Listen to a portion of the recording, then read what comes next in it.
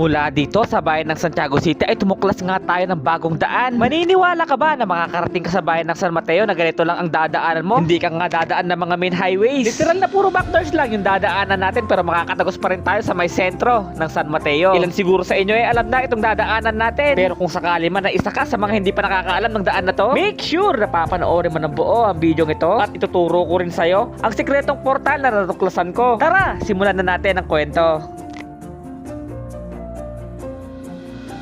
Mula nga dito sa may Barangay Batal ng Santiago City ay kakaliwa na nga tayo dito sa Maynila. Bali dito na nga magsisimula ang adventure natin at puro ganito na ang dadaanan natin. Sa ride na to mga boss ay hindi nga tayo naka-encounter ng traffic. Yung tipong halos huluhin na natin yung buong daan hanggang makarating tayo ng San Mateo. Bali nadaanan na nga natin ang Barangay Salvador na kung saan parte pa nga rin ito ng Santiago City. Baka may taga Salvador dyan na nanonood ng video kong ito. Paramdam naman kayo mga kuys. Pa-comment naman ang present to. Bali nadaanan na nga din natin ang Salvador Elementary School. Bali dinire-diretso nga lang natin yung kanto na yun mga kuys. Tapos mayroon na nga crossing dito na kung saan kakanan naman tayo parte dito. Napaka-solid nga ng daan talaga na to. Halos suroin talaga natin, literal. May mga dumadaan din ba dito? Kung meron man, paramdam kayo mga kuys sa comment section. Bali kumaliwa na nga rin tayo agad dito mga kuys na kung saan medyo rough road na nga parte dito. Kung hindi ako nagkakamali, lagusan na nga to mga kuys papasok ng bayan ng San Isidro. Tignan nyo naman yung view na yan. Napakasarap kayo bumiyahe ng ganito mga kuys. Yung tipong walang traffic tapos yung maiingay na busina. Yung tipong wala kang makakasabay na malalaking truck na pwede bumangga sa'yo anytime ba. Bali ganitong view yung madadaanan mo habang papunta ka na San Mateo. Pero kapag naka-adventure bike ka, mas mabilis ka pa nga makakarating dito kapag dito ka dumaan. Wala kasing mga traffic dito mga kus at walang haharang sa'yo. At dito nga mga kus ay nakaunan na ulit tayo sa may sementadong daan. Bali kakaliwa naman tayo sa crossing na to. Na kung saan ay Barangay Cebu na nga ito ng San Isidro. Mga taga Cebu dyan, magingay kayo sa comment section mga kuys. Another crossing na kung saan kakanan naman tayo dito mga kuys. May nadaanan pa nga tayo maliit na tulay parte dito mga kuys. Pa-comment naman sa mga nakakaalam dyan ang pangalan ng tulay. Sa patuloy nga nating pagmumotor mga kuys, nakarating na nga tayo ng Barangay Inanama. At kung hindi ako nagkakamali, parte na nga yata ito ng Alicia Isabela. Nadaanan na nga din natin ang Inanama Elementary School. Sunod nga nating nadaanan mga kus ay ang Barangay Aguinaldo ng Alicia. Dito ko nga na-realize mga kus na sobrang luwag pala talaga ng bayan ng San Isidro. Na kung saan pwede ka nga niyang i-connecta sa bayan ng Ramon, bayan ng San Mateo at bayan ng Alicia. Bali dire-diretsuhin nga lang natin to mga kus yung bandang kanan kasi papunta na nga yan ng sentro ng Alicia. Bali itong tinatahak nga natin na daan mga kus ay first time ko na lang talaga parte dito. Bali napalaban nga na naman tayo sa rough road dito. Kung hindi ako nagkakamali mga kus, parte pa rin yata ito ng Aguinaldo Alicia Isabela. Pero kung sakali man na may mga information akong sinasabi na mali-mali, pwede nyo akong i-correct sa comment section mga kuys. Bali may nadaanan nga tayong waiting shed parte dito mga kuys at may nakalagay nga dito na Barangay Bantog. Bali kumana na nga tayo parte dito mga kuys na kung saan sementado gaming ulit. May mga nadadaanan tayong rough road pero mas madami pa rin talaga yung sementadong daan kagaya nito. Mamaya rough road ulit, mamaya sementado ulit, mamaya rough road ulit, mamaya sementado ulit. Pero kahit rough road okay lang naman sa atin pwede natin yung biritin. Adventure bike nga ni. Mas nakaka-enjoy pa nga yung mga ganitong daan para sa akin Sa mga gusto ring subukan itong ruta na dinaanan ko, ilalagay ko sa comment section ng video ito yung Google Maps. Tignan nyo naman yung view na yan. Sobrang nakakasawa na kasi talaga yung traffic ambience. Kaya i-recommend, try mo rin itong dinadaanan ko ngayon. Maya-maya nga lang mga kasi may nadaanan na nga tayo dito na kung saan may nakalagay Villa Cruz na ng San Mateo to. O diba ang bilis no? Para lang tayo nag-blink ba? Ito nga pala ang lagusan mula Santiago City patagos ng San Mateo. Bali dito lang naman ako nakakita ng isang bukid na kung saan may mga puno ng mangga. Possible din palang gawing manggahan ang kabukiran. Bali sa naging ride nga pala natin na to mga kasi hindi pa nga tayo inabot ng isang oras. Sa mga napapaisip pa rin dyan kung saan ba parte ng sentro tayo lalabas, bali ito na nga yun mga kuys. Kung hindi ako nagkakamali, Barangay Sentro 1 to. At ito na nga mga kuys, na San Mateo na tayo. May namimiss kasi ako meriendahan parte dito sa may San Mateo. Noong mga panahong empleyado pa lang tayo, madalas nga tayo dito nag-i-stop over. Bali ongoing na nga tayo nagmomotor sa pinakapalengke nila dito. Mayroon kasing isang sikat na tokongan parte dito dati. Kaso nga lang mga kuys, hindi nga natin nahanap yun. Nalipat na kaya o nagsarado na? Kaya no choice tayo mga kuys, naghanap na lang tayo ng ibang tokongan. Hanggang sa nakarating na nga tayo dito mga kuys. Nag-ride lang talaga para sa cravings na tokong. Pero hindi kasi alam ng karamihan na trabaho rin naman itong ginagawa natin na to. Kumita ng pera habang nagmomotor-motor. Magmotor sa mga lugar na hindi pa natin napupuntahan. Mag-explore ng mga bagong daan na hindi ko alam na nag-i-exist pala dati pa. Sa ganitong paraan, nag-e-enjoy tayo habang kumikita. Ikaw kuys, nag-e-enjoy ka ba sa ginagawa mo ngayon? At kung sakali man na umabot ka sa part ng video ito, pwede mo bang i-comment kung taga saan ka? Para malaman ko naman kung hanggang saan umabot ang video na to. At kung sakali man na hindi ka pa naka-follow,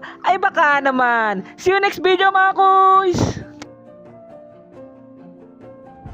Uy, kuys! Nabilitaan mo na ba yung naka-flash sale ngayon na tubeless na gulong sa Shopee? Bali, eto nga pala ang KRX tubeless tires. Sa halagang 420 pesos nga ay pwede ka na magkaroon nito. Lahat nga ng rim sizes ay available sa kanila. Kaya kung ang motor mo nga ay NMAX, Honda Click, Aerox, Sniper o kaya Raider, ay tamang-tama nga sa'yo ang video na to. Kaya habang nakabodega sale nga sila ay mag-order ka na ng gulong mo. Paubos sale na lang to.